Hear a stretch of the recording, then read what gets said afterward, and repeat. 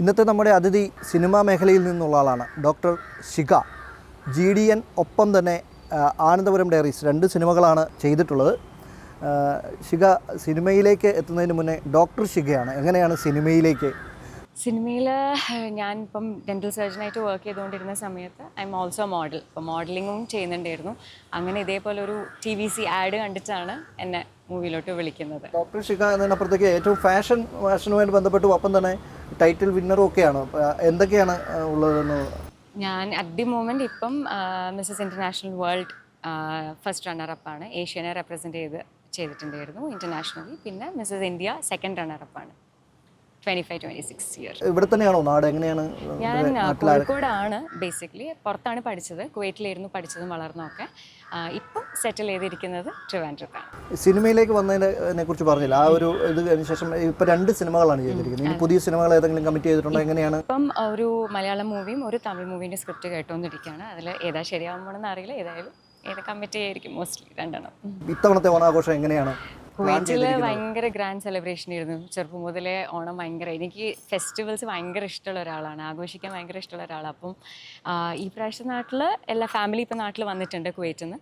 അപ്പോൾ അവരെ കൂടെ കുറേ കാലത്തിന് ശേഷം അവരെ കൂടെ ഓണം ആഘോഷിക്കാൻ പോകുന്നത്. അതെ, ഇവിടുന്ന് കോഴിക്കോടേക്ക് പോകാതെ ഇവിടേക്ക് വന്നിട്ടുണ്ട്. ഓണം ഈ പ്രാവശ്യം. അതെ.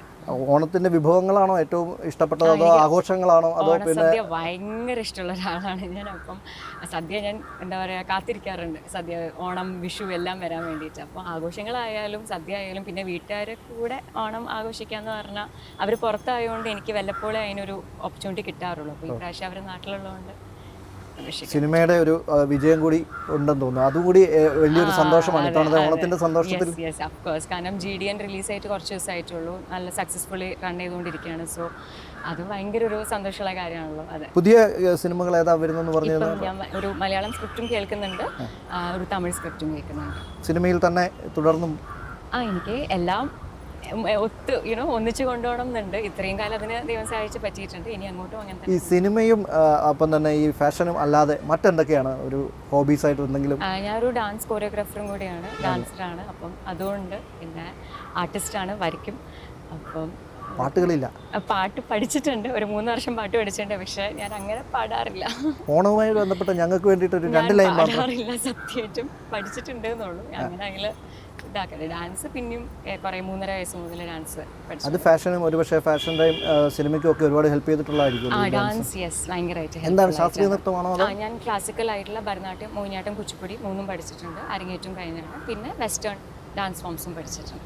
ഫാമിലിയെ കുറിച്ച് പറയുകയാണെങ്കിൽ എന്താണ്, ഫാമിലി ആരൊക്കെയാണ്, എങ്ങനെയൊക്കെയാണ് വിശേഷങ്ങൾ? അവര് മമ്മി, ഡാഡി, ബ്രദർ ഉണ്ട്, ബ്രദറിൻ്റെ വൈഫ്, സിസ്റ്റർ, ഹസ്ബൻഡ് ഉണ്ട്. ഇത്രയും. പിന്നെ എനിക്ക് 4 സ്മോൾ പട്ടിക്കുട്ടികളുണ്ട്. 4 പേരുണ്ട്. അതാണ് നമ്മുടെ അതാണ് എൻ്റെ എല്ലാം. ഈ സിനിമ ഇപ്പോൾ ഒരുപാട് തിരക്കുകളാണ്. ആ ഒരു തിരക്കുകളിലേക്ക് പോകുമ്പോൾ ഈ ആഘോഷങ്ങളൊക്കെ മിസ് ചെയ്യുന്ന ഒരു സാഹചര്യം ഉണ്ടാകാറുണ്ട് എപ്പോഴും? ഇപ്പം എങ്ങനെയാണെന്ന് വെച്ചാൽ ഇപ്പം നമ്മൾ സെറ്റിലാണെങ്കിലും അവിടെയും ഭയങ്കര ഒരു ആഘോഷമാണല്ലോ. ഇപ്പോൾ നമുക്കൊരു ഫെസ്റ്റിവൽ ഉണ്ടെങ്കിൽ സെറ്റിലും അത് ഭയങ്കരമായിട്ട് ആഘോഷം. പക്ഷെ അഫ്കോഴ്സ് നമ്മൾ ഫാമിലിയിൽ നിന്ന് മാറി നിൽക്കുമ്പം അവരെ കൂടെ സ്പെൻഡ് ചെയ്യുന്നൊരു സമയം അത് മിസ് ചെയ്യാറുണ്ട്. ബട്ട് അതർവൈസ് അവിടെയാണെങ്കിലും ഹാപ്പിയാണ്. ഇപ്പോൾ പുതിയ സിനിമകൾ അതിൻ്റെ റിവ്യൂസ് ഒക്കെ വന്നു തുടങ്ങിയിട്ടേ ഉള്ളൂ. എങ്കിൽ തന്നെയും എങ്ങനെയാണ് മൊത്തത്തിലുള്ള ഒരു? നല്ല ഫീഡ്ബാക്കാണ്. GDN മൂവി എന്ന് പറഞ്ഞിട്ടുണ്ടെങ്കിൽ GD നായിഡു സാറിൻ്റെ, അതായത് എഡിസൺ ഓഫ് ഇന്ത്യ, നമ്മളാരും അറിയപ്പെടാതെ പോയ ഒരു ആളാണ് ആക്ച്വലി. അപ്പം അങ്ങേരെ കുറിച്ചിട്ട് ഭയങ്കര ഡീറ്റെയിൽ ആയിട്ടുള്ള ഒരു ബയോപിക്കാണ്. നമ്മൾ മാധവൻ സാറിൻ്റെ മൂവിയാണ്. സോ അവരുടെ ഡോട്ടർ ഇൻ ലോ ആയിട്ടാണുള്ള ക്യാരക്ടർ. ഞാൻ ചെയ്ത ക്യാരക്ടർ ഇപ്പോഴും ജീവനോടെ ഉണ്ട്. സോ അവരെ ഞാൻ ഈ അടുത്ത് മീറ്റ് ചെയ്തിട്ടുണ്ടായിരുന്നു. അപ്പോൾ അങ്ങനെ ഒരു ഭാഗ്യം ഉണ്ടായിട്ടുണ്ട്.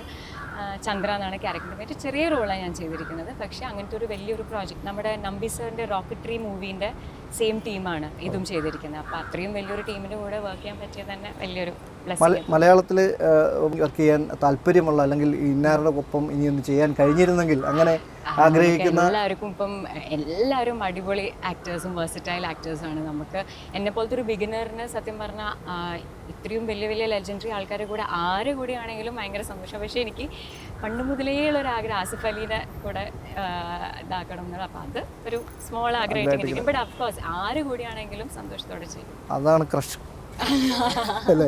തിരക്കുകൾക്ക് ശേഷം സമയം കിട്ടാറുണ്ടോ എല്ലാവരുമായിട്ട് ചിലവഴിക്കാനൊക്കെ ആയിട്ട്? എങ്ങനെയാ? ഉണ്ട്. ഞാൻ സമയം കണ്ടെത്തുന്ന ഒരാളാണ് എല്ലാത്തിനും.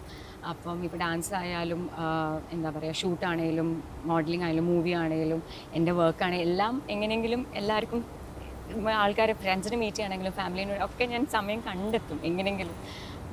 അങ്ങനത്തെ ഒരാളായതുകൊണ്ട് I try doing it. Amrita T V പ്രേക്ഷകരോട് ഓണത്തിന് എന്താണ് പ്രത്യേകിച്ച് പറയാനുള്ളത്?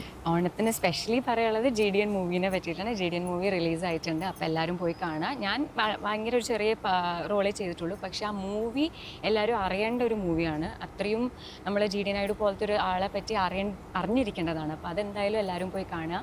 പിന്നെ ഈ പ്രാവശ്യത്തെ ഓണം എല്ലാവരും ആഘോഷിക്കുക. Have A happy Onam. എൻ്റെ എല്ലാവിധ ഓണാശംസകളും. ഡോക്ടർ ഷേക്കും എല്ലാവിധ ഓണാശംസകളും നേരുന്നു.